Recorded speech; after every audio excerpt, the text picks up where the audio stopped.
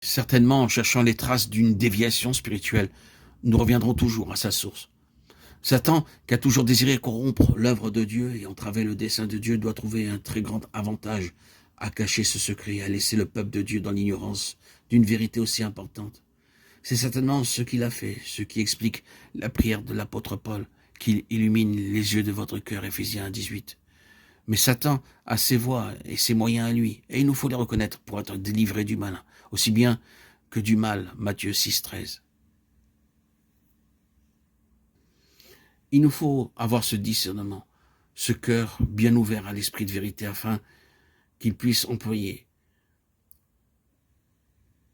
nos forces, nos pensées, nos désirs pour un élargissement spirituel.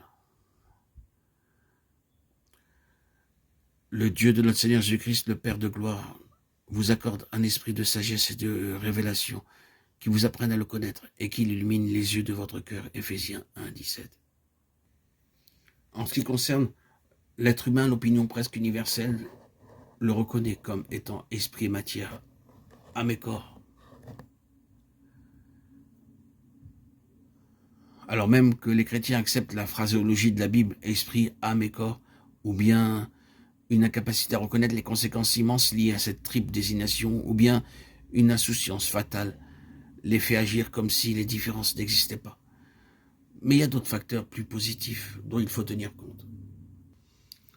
Les docteurs dans le peuple de Dieu ont failli. Pourquoi ont-ils failli?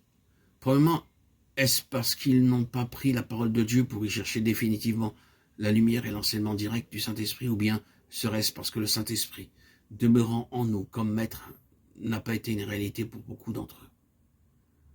Il peut y avoir une troisième explication. Serait-ce par crainte de paraître étrange, singulier et d'aller à l'encontre d'une position si largement acceptée? Cela nous amène à cette question. D'où vient cette position? Est-elle du ciel ou des hommes? Remarquons les alternatives des Écritures.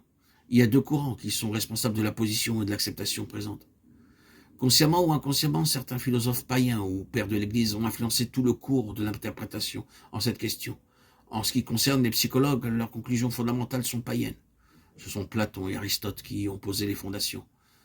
Nous n'exposerons pas leur enseignement et tout en reconnaissant qu'Aristote pourrait être plus aisément concilié avec la position biblique, bien que par le moyen de manœuvres considérables.